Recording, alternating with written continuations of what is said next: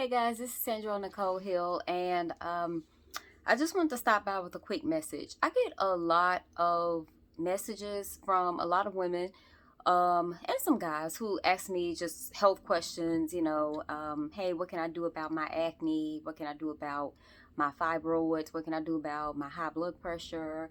And I hear a lot of my's in these questions, my fibroids. And even when people are addressing the questions to me, hey, what did you do about your acne? What did you do about your fibroids? And things like that. And I just want to just encourage you guys to watch the words that you speak and in your tongue. The power of death and life lies in the tongue, and those that love it shall eat its fruit. Let me ask you something.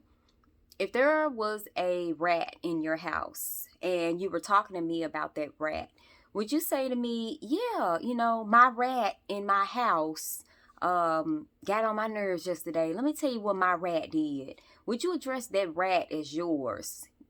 Chances are you probably wouldn't. Chances are you'll address it as something like, oh, it's a rat in my house. A rat in my house.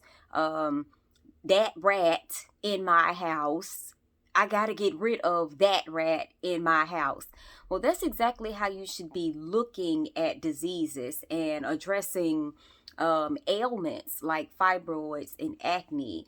Please stop saying my fibroids or my acne, because in a sense, when you're speaking that way, you're giving these things permission to stay. Because the same way as you would speak about that rat in your house and say my rat in my house, you're claiming ownership of it, whether you know it or realize it or not. When you say my fibroids give me trouble, my acne give me trouble, but I want to get rid of my fibroids, I want to get rid of my acne. No, let's not address these things. Let's not claim ownership of these things as if they're ours. Same thing with high blood pressure, diabetes, scoliosis. Yeah, you may have it. You may be dealing with it. It may be temporarily in your home, which is your body. The Bible actually, that's one of the parables in the Bible that it addresses, or it refers to your body as your home or a person as it pertains to things like dreams. And you can find that in the book of Matthew. I cannot remember the verse, but it was a verse of where Jesus was telling the parable about how an evil spirit is cast out of a person, and the evil spirit goes wandering. And once the evil spirit gets tired, then the evil spirit will say to himself, I shall return to my home, my former home, which is the body or the person that the evil spirit was cast out of. So your body is your home. Any evil invaders that you don't want in your home, don't speak ownership of it.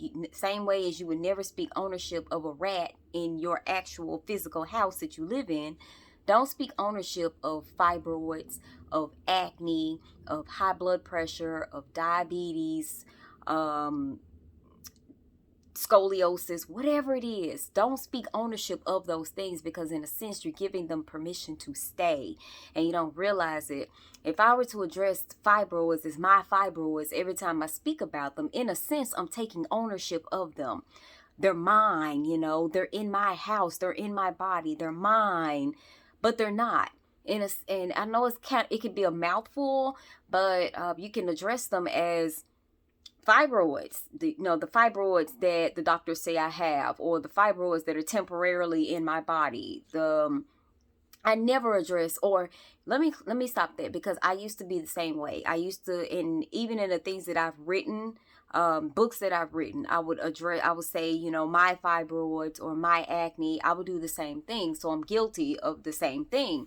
But then I had to catch myself and like, wait a minute, these things are not mine.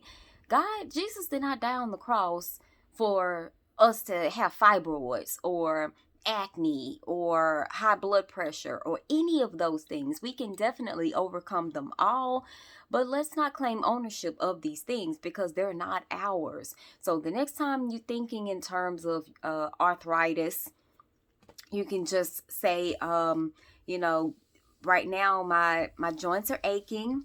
The doctor say I have arthritis, but it's not going to stay. You pray over those joints of yours. You pray over those things, and you start addressing your diet as it pertains to arthritis. And you start fasting against those infirmities, because that's exactly what they are. They're infirmities, fibroids, all of them. They're infirmities. You start fasting, you start praying, and you start and so you're taking care of the physical part, the spiritual part there, and you're enlisting your spiritual help to help you.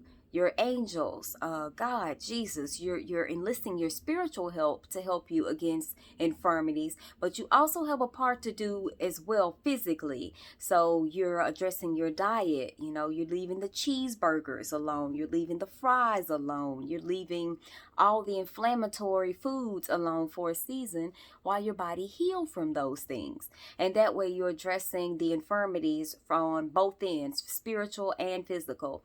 So, and you're also addressing it spiritually and physically with the words that you speak. You're physically speaking the words, but your words carry power. That's why when you pray, your words carry power in the physical realm and in the spiritual realm. So watch the words that we speak about the infirmities that we're currently dealing with. I always address fibroids as it pertains to me. The doctor says I have fibroids, or I don't even know what I would say.